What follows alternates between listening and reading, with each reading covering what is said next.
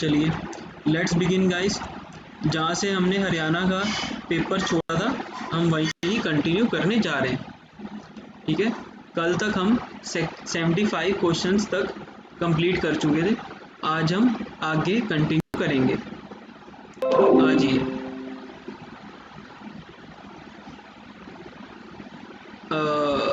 May be we have done till 80, now 81 से हमने continue करना है। An executing court can modify the terms of decree. आप सब आंसर करती रहिए, मैं आपका आंसर चेक करता रहूँगा। ठीक है,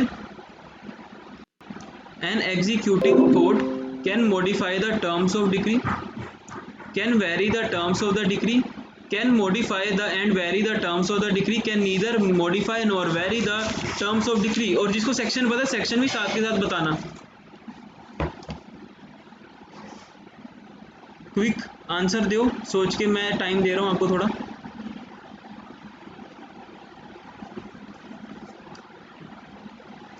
डी दिलीप सिंह, सारे ट्राई टू आंसर करो, चाहे जो मर्जी आंसर करो, करो पर।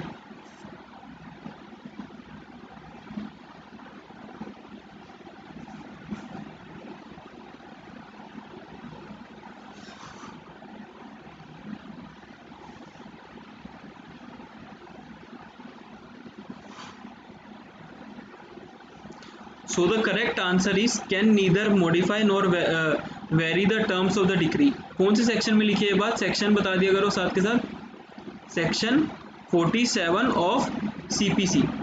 तो ये हमें कहता है कि जुरिस्डिक्शन क्या होगी एग्जीक्यूटिंग कोर्ट की।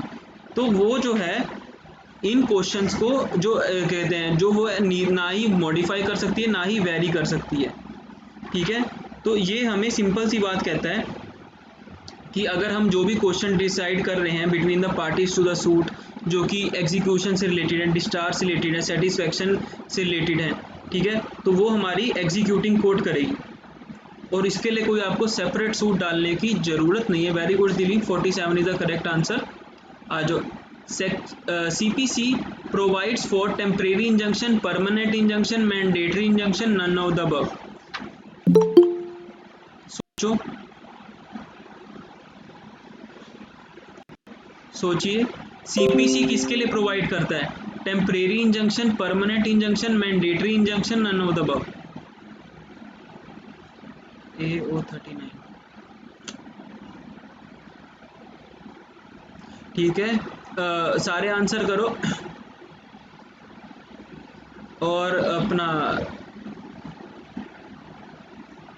कुछ और भी इंफॉर्मेशन बता दो।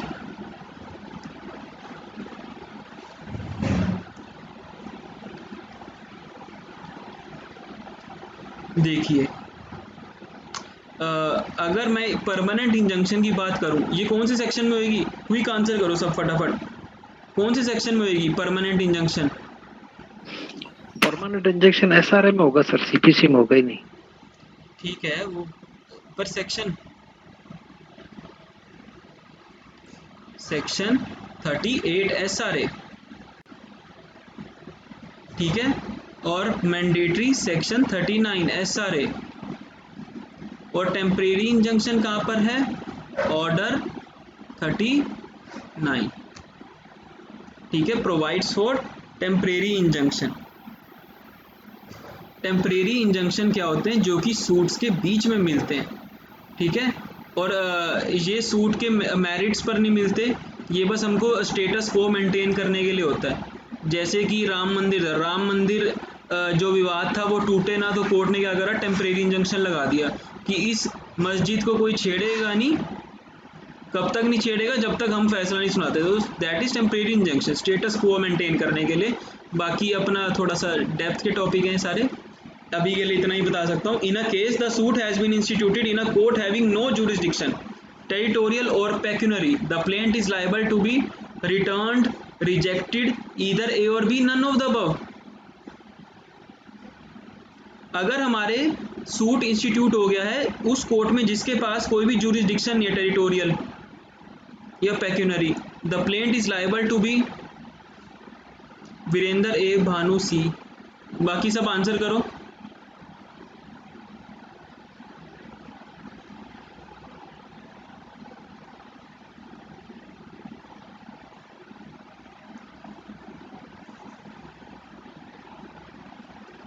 Very good. The plaint is liable to be returned, और रिटर्न का section, anybody knows the section order कि प्लेंट हम रिटर्न कब करते हैं? Order 7 rule 10। Very good Virendra, very very good.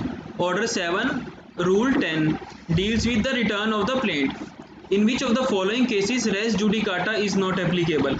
इनमें से कौन से केसेस में रेस जुडिकाटा एप्लीकेबल नहीं होता?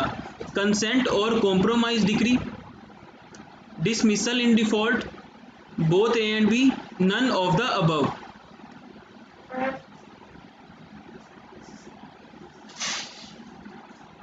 सोचो कि रेस जुडिकाटा इनमें से किन केसेस में एप्लीकेबल नहीं होगा? A, both A and B, D.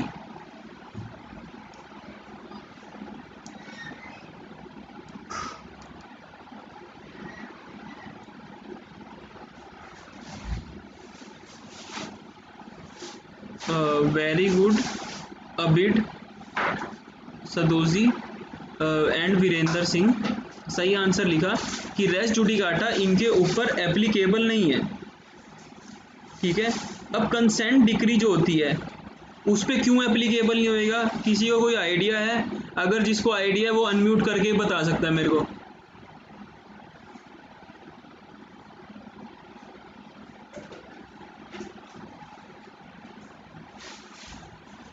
Hello हाँ बोलिए। सर, कंसेंट डिग्री सर, क्योंकि ये सर ऑन मेरिट डिसाइड नहीं होते हैं सर। शाबाश, वेरी गुड वीरेंद्र। आप क्या नाम है आपका? किसने आंसर दिया? सर मैंने वीरेंद्र। अच्छा अच्छा, ठीक है, मैं बोला दो ने आंसर दिया है। तो बिकॉज ये नॉट ऑन मेरिट डिसाइड नहीं होता, एंड ना ही ये कोई अपना सूट जो है जो कि पूरा चला हो, ना ही हार्ड हुआ। नहीं दैट्स वाई इन दोनों के ऊपर अप्लाई नहीं होता रेस जुडिकाटा, और रेस जुडिकाटा हमेशा सूट पे अप्लाई होता है। बिल्कुल। Pleading can be amended before the trial court, before the first appellate court, before the second appellate court, all of the above। देखो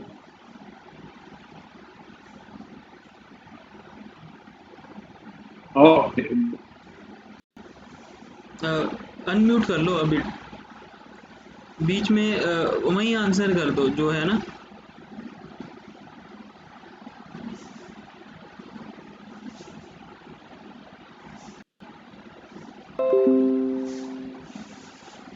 बताओ इसका आंसर क्या होएगा सब?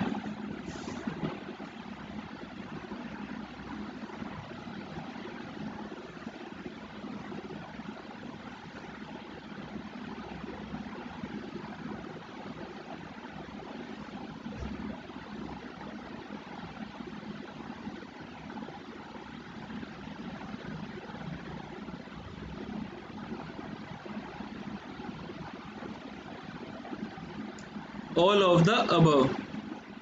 Order 6 rule 17 amendment of pleadings. ठीक है, तो हम at any stage of the pleading, at any stage of pleadings हम चाहें तो अमेंडमेंट कर सकते हैं। ठीक है, अब इसमें रूल क्या है कि कोर्ट जो है वो चाहे तो आफ्टर ट्रायल आपको अलाउ नहीं करेगी, पर ये जो रूल है ये डायरेक्टली है, ये डायरेक्टरी इन नेचर का है। और अगर कोर्ट को लगता है कि विद ड्यू डिलीजेंस आप नहीं ला पाए तो वो अलग बात है, या अगर आप ला सकते थे तब कोर्ट आपको अलाउ नहीं करेगी। ठीक है, वैसे आपको कोर्ट हमेशा अलाउ करेगी। अब आगे है, a confessional statement recorded in accordance with the special procedure under section 164 of CRPC can be used as substantive evidence without being formally proved, cannot be used as substantive evidence at all, cannot be used as substantive evidence without being formally proved, either B or C।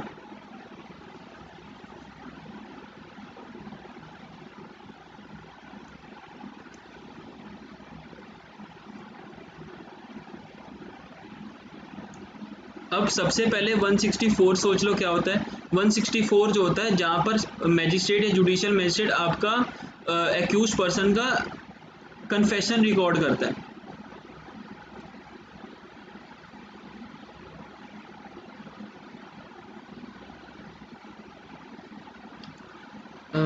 Virendra and Arpit, हाँ very good, सही answer है A. Can be used as substantive evidence without being formally proved, और substantive evidence हम इसको इसलिए भी use करते हैं बिकॉज ये हमारे मैजिस्ट्रेट ने रिकॉर्ड करा है। इसकी सेक्शन 80 इंडियन एविडेंस एक्ट भी हमारी प्रिजम्पशन मानती है, एंड सेक्शन 463 भी यही कहता है अगर मैजिस्ट्रेट ने कोई काम करा है सही करा है। तो ये सब्सटेंटिव एविडेंशियरी वैल्यू इसकी इन दो सेक्शंस की वजह से आती है, सेक्शन 164 CRPC की, section 80 Indian evidence act shell presume and 463 CRPC। चलो, proclamation under section 82 of CRPC। अभी कोई ऐसा पर्सन है जिसको भगोड़ा शायद घोषित करा या बात चल रही है, बहुत फेमस है रेसलर, भागा हुआ है, सुशील कुमार, ठीक है, सुशील कुमार, 1 लाख रुपीज़ का इनाम भी रखा हुआ है उनके ऊपर। A proclamation under section 82 of CRPC can be issued against a person against whom a warrant has been issued. तो प्रोक्लेमेशन हम किसके अगेंस्ट इशू कर सकते हैं? एक्यूज्ड ऑफेंडर के, श्योरिटी के, विटनेस के, या all of the above? D, D. Try to answer, सब आंसर करो, सोच के करो, पर करो जरूर। If you want to succeed, आपको याद भी रहेगा अगर आप आंसर करते हो। आज थोड़ा माइंड लगाओ। प्रोक्लेमेशन भगोड़े को कहते हैं, प्रोक्लेमेशन जो भाग जाता है, विजय माल्या, नीरव मोदी, सुशील कुमार,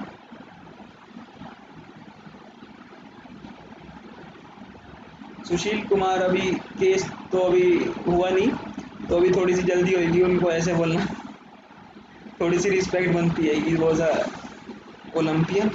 तो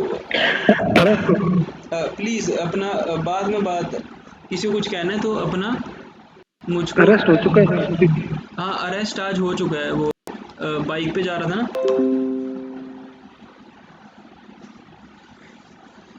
अभी कोर्ट जब कुछ बोलेगी तब हम कुछ बोलते हैं फिर। तो जो प्रोक्लेमेशन है सेक्शन 82 हमारा कहता है कि कब हम प्रोक्लेमेशन इशू कर सकते हैं। अगर कोई पर्सन है, कोर्ट को लगता है कि वो भाग जाएगा, वारंट इशू कर उसके अगेंस्ट हुआ पड़ा है, वो तब भी जवाब नहीं दे रहा, आ नहीं रहा कोर्ट में, और वो भागने की कोशिश कर रहा है, तो उसके अगेंस्ट प्रोक्लेमेशन इशू कर देंगे। कितने दिनों के अंदर करेंगे? कमेंट करके बताओ। एक्टिवली पार्टिसिपेट करो, याद रखना है दो चीज़ों को, नहीं तो मैं भी भगा दूंगा अगर कोई एक्टिवली पार्टिसिपेट नहीं करेगा। 30 days, very good Bhanu, very very good. 30 days is the correct answer. चलो, public prosecutor for the high court is appointed under section 24 of CRPC by the central government with the consultation of High Court, state government with the consultation of High Court, state government after consultation of the central government, या state government और central government after consultation with the High Court। Public prosecutor भी बताना और इसका section ही बता देना, public prosecutor defined कहाँ पर है।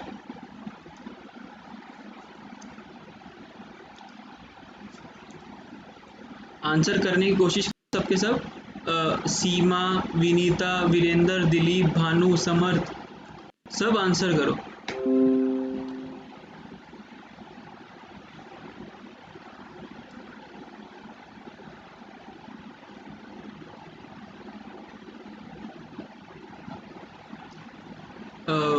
Very good Virendra, correct answer is D, because state government और सेंट्रल गवर्नमेंट दोनों ही। ठीक है, तो जो करेक्ट आंसर है डी है। एंड सेक्शन हमारा कौन सा था? Section 2 clause u, public prosecutor. ठीक है, सरकारी वकील की हम बातें कर रहे हैं और सरकारी वकील का हमारे पास क्वेश्चन भी आ गया। चलो, इनको स्टेट गवर्नमेंट या सेंट्रल गवर्नमेंट अपॉइंट करती है with consultation of high court. ठीक है, cognizable offence has been defined under 2A, C, I या K?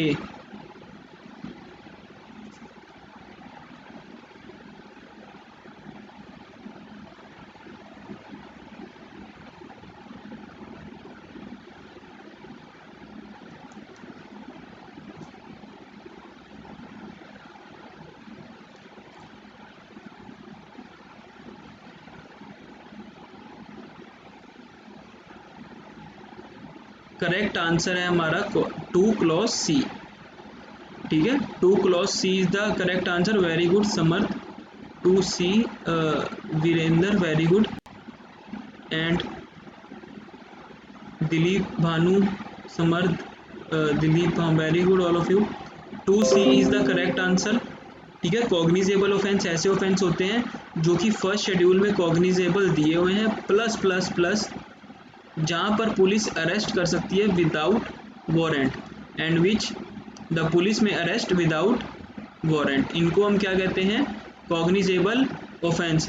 And Samarth happy birthday, God bless you, इस साल तो तुमको जज बनाए दे भगवान। अगला बर्थडे हम भी जज साहब के घर पे मिलेंगे हैं। चलो welcome. Compounding of offence under section 320 of CRPC result in acquittal of the accused under all circumstances. Acquittal of the accused only where the charges has already been framed. Discharge of the accused where the charges has not yet been framed. Either B or C.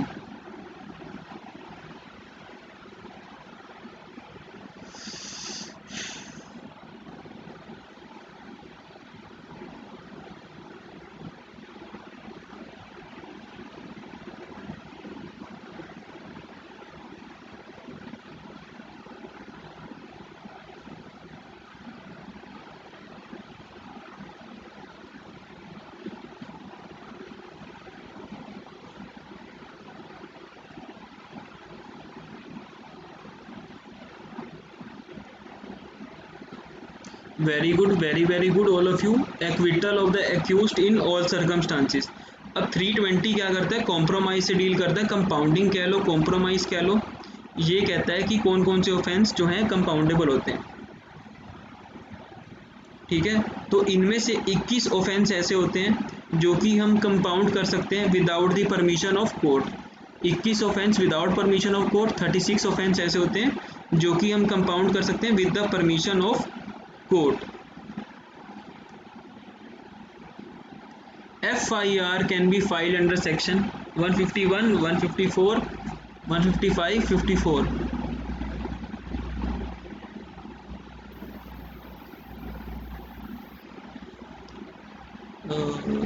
B. ठीक है, very good all of you. 154 is the correct answer. ठीक है, information as to the cognizable offence. तो 154 is the right answer कि हम basically FIR कहाँ करवा सकते हैं। FIR is not a substantive evidence. It can be used during trial to corroborate the informant, to contradict the informant. Very good, Seema. Both A and B, neither A nor B.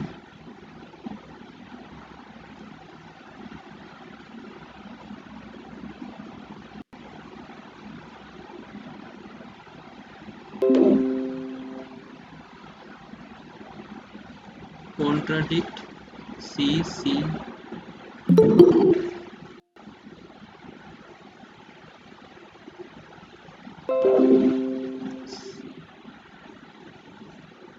ठीक है, C is the right answer कि FIR एक substantive piece of evidence नहीं है। दामोदर प्रसाद versus Chandrika Prasad के case में held हुआ था, और इसको हम यूज कर सकते हैं during the trial to corroborate, to contradict. तो हम दोनों ही करने के लिए इसको यूज कर सकते हैं। कोरोबरेशन का सेक्शन 157, इसका 145 कॉन्ट्रैक्ट का। ठीक है, तो ये हमारा सेक्शन है। चलिए, अब है hearing on sentence by a magistrate. हाँ, उससे पहले मैं बता दूं बीच में आपको कि मेरा पेड बैच भी चल रहा है, सबको मैं इन्फॉर्म करना चाहता हूँ। अगर आपको ज्वाइन करना है आप ज्वाइन कर सकते हो। 15,000 फीस है, अगर वन टाइम दे सकते हो। अगर 6 महीने में देनी है तो 3,000 इंटू 6, 18,000 आप मेरे को पे कर सकते हो। और बहुत सारे स्टूडेंट्स हैं जो कि मेरा प्री क्लियर कर चुके हैं, एंड वेरियस स्टूडेंट्स हैं जिनके पेपर अभी पेंडिंग है और क्लियर होने वाले हैं। अगर आपको डेमो चाहिए, आपको मैं डेमो भी प्रोवाइड कर सकता हूँ अपने पेड बैचेस में। चलो, hearing on sentence by a magistrate is required on convictions in a summon trial case under section 255 clause 2, in a warrant trial case under section 248 clause 2 of CRPC, both A and B, neither A nor B.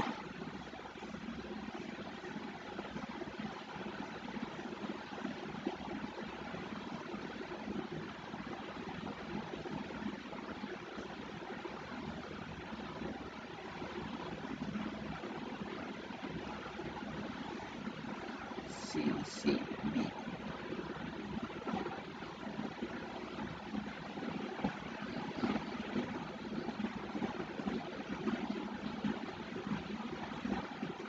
ठीक है, Seema, Bhanu and Virendra, very good, C is the correct answer. ठीक है, ये हमारा summons case है और ये warrant case है। तो ये हमें कहता है कि जब सेंटेंसिंग का फेज होता है क्रिमिनल केस में, तो कोर्ट जो है वही डिटरमाइन करती है अप्रोप्रिएट कन्विक्शन बेसिकली क्या होनी चाहिए।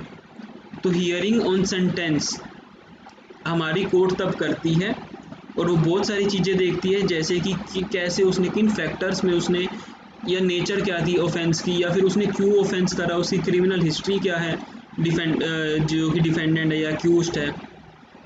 तो इसका सी जो है करेक्ट आंसर है। ये कई बार कई कई कई स्टेट्स में आया, कई स्टेट्स में इसे एग्जैक्टली ऐसे उठ के। Power under section 311 of CRPC can be exercised by the court to recall any witnesses already examined, to summon any witness who has been cited as a witness but not produced or examined before the evidence is closed, to summon any witness who has not been cited as a witness, all of the above.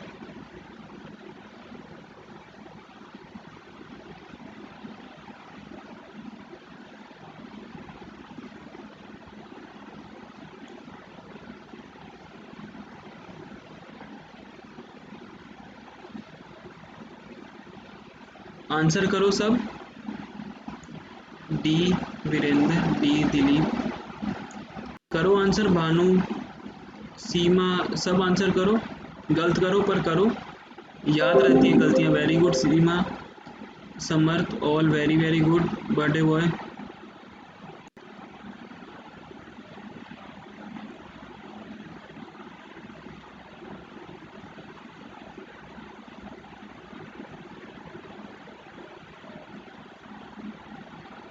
तो correct answer हमारा क्या है, D.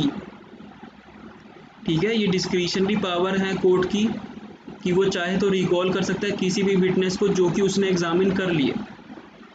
वो समन कर सकता है किसी witness को जिसको हमने एज अ विटनेस साइड करा, या फिर बट नॉट प्रोड्यूस्ड और examine before the evidence is close, या फिर वो समन कर सकता है किसी भी विटनेस को who has not been cited as witness. Next है हमारा communication made to the spouse during marriage under section 122 Indian Evidence Act remains privileged communication after dissolution of marriage by divorce or death, does not remain privileged after the dissolution of marriage by or on divorce or death, does not remain privileged after the dissolution of marriage divorce but remains privileged even after death, या remains privileged after the dissolution of marriage by divorce but not so after death. सोचो,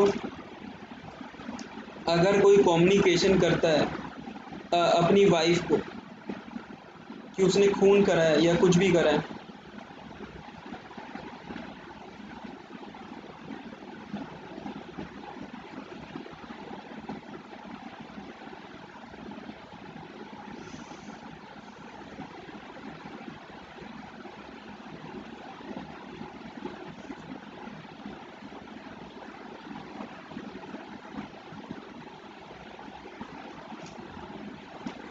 ए ए A सी,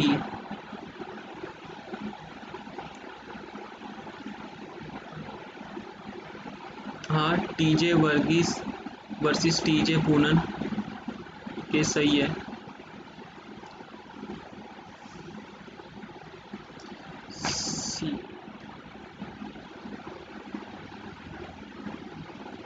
इसके अंदर Ram Bharose versus state of UP का case भी आएगा, और भी इसमें बहुत सारे केसेस हैं।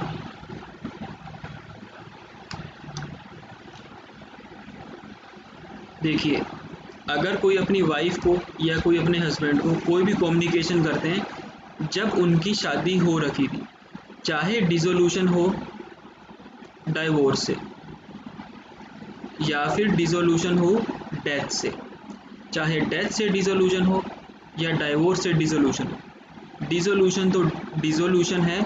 और अगर शादी के टाइम कुछ भी आपने बोला, चाहे शादी रहे या ना रहे, आपको बोलने की इजाज़त नहीं है कोर्ट में आगे। ठीक है, तो आपने अपने वाइफ को या आपने अपने हस्बैंड को कुछ भी बता रखा है, ही और she can not be compelled to disclose the information, और वो खुद भी देना चाहे तब भी कोर्ट कह देगी तू यहाँ मत दो इन्फॉर्मेशन, यहाँ से बाहर निकलो, तो कोर्ट ऐसी इन्फॉर्मेशन लेगी ही नहीं, इनएडमिसिबल है। तो A is the correct answer. चलो, confession made in police custody, अगर आपने पुलिस कस्टडी में कोई कन्फेशन दी है, क्या वो एडमिसिबल है अंडर सेक्शन 26?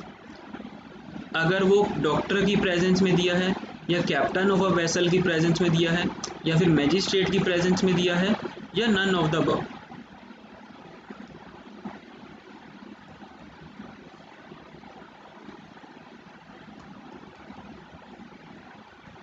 पुलिस के कस्टडी में आपने कन्फेशन दिया, क्या डॉक्टर का वहाँ होना ज़रूरी है अगर इसको एडमिसिबल करना है, या कैप्टन का, या मैजिस्ट्रेट का, या none of the above?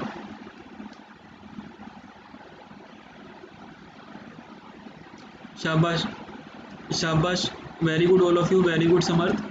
C is the right answer if it is made in the presence of a magistrate. Very good Samarth. चलो,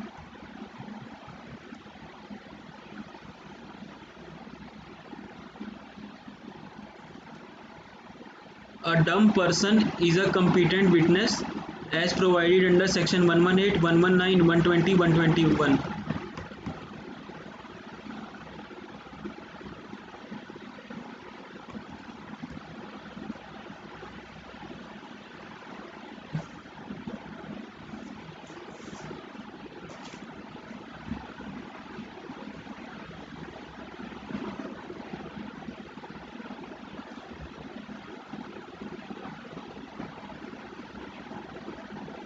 ध्यान से सोच के आंसर करो, क्या कर रहे हो all of you?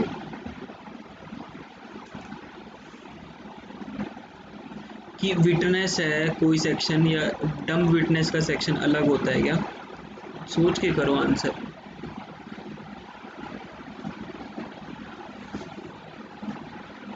Virendra, very good. Dumb witness कौन से सेक्शन में? हमारे 119 में प्रोवाइडेड है।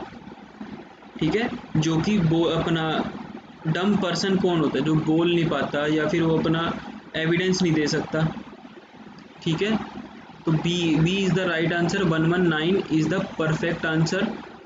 बाकी अच्छी बात है, देखो और हमारी ज़िंदगी भी ऐसी है। अब जैसे कि आप किसी को भी देख लो, यहाँ चाहे समर्थ का एग्जांपल देख लो, अब बर्थडे वाले दिन पढ़ना पड़ रहा है, ठीक है उसको, जबकि उम्र सबकी ऐसी है कि वो पार्टी करें। ठीक है, तो पर ये अच्छी बात भी है, डेडिकेशन ये दिखाता है समर्थ की भी। और समर्थ, मेरे को अगला बर्थडे ऐसे नहीं चाहिए अगले बर्थडे में तुम्हारा अच्छा जाना चाहिए मज़े से, उसके लिए तुम्हें 1 साल मेहनत करनी है, करोगे ना? चलो बिल्कुल सर, चलो ठीक है। ऐसे मज़ा नहीं आएगा अगले बर्थडे तक अगर यही हुआ ना। नेक्स्ट बर्थडे मज़े से मेरे को चाहिए, वो भी अपना पार्टी एक बढ़िया से 5 स्टार होटल में, वो भी तुम्हारे अपनी पैसों से कमाए हुए।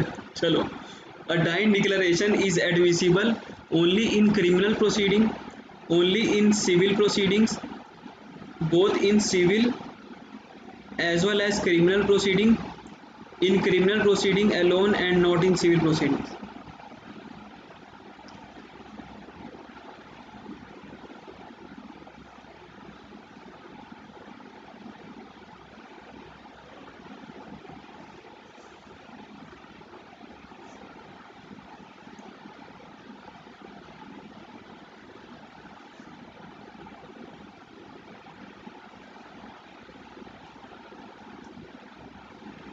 डाइन डिक्लेरेशन कहाँ पे है एडमिसिबल?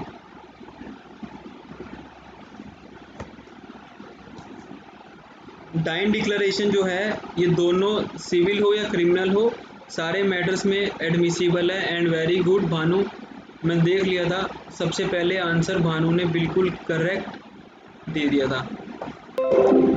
एंड वेरी गुड समर्थ, शायद उससे पहले सेक्शन 32 आपने लिख दिया था। Very good both of you, ठीक है, वेरी गुड दिलीप, वीरेंद्र, ठीक है, सब ने सही आंसर दिए। Both in civil as well as criminal proceedings जो है डाइन डिक्लेरेशन एडमिसिबल है, ठीक है। तो dying declaration is admissible both in civil as well as criminal proceedings. Admissibility of electronic record has been prescribed under section 64, 65, 65B, 65A Evidence Act. अरे वाह, very good समर्थ।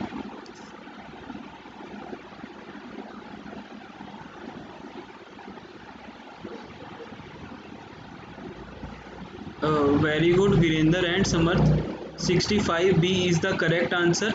Admissibility जो है हमारी 65B में दी हुई है, ठीक है। सेक्शंस अपना देखो थोड़ा सा ध्यान से, हाँ, अपना थोड़ा सा नज़र घुमाओ तो आपको अपने आप समझ आ जाएगा कि कौन से सेक्शन में क्या है, ठीक है। और ये जो है हमारा प्राइमरी एविडेंस से डील करता है, ये 65 सेकेंडरी से डील करता है, और ये हमारा इलेक्ट्रॉनिक एविडेंस बताता है, और ये बताता है कि हम 65B में समझेंगे। फिर 65B में लिखा हुआ है एडमिसिबिलिटी का है, कोई नहीं। और ये इसकी 2000 अमेंडमेंट 17 अक्टूबर से इन फोर्स में आया, ये डेट याद कर लो, IT अमेंडमेंट 2000 की, ये भी आ जाती है। An accomplice is a person, Samarth इस बारे में बाद में। An accomplice is a person who participates in the commission, an accomplice is a person who participates in the commission of the crime with the accused charge, who is prefended confederate, who is informer, या all of the above।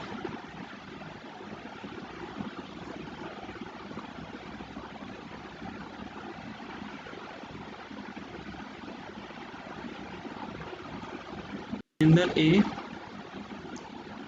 and one second, D A,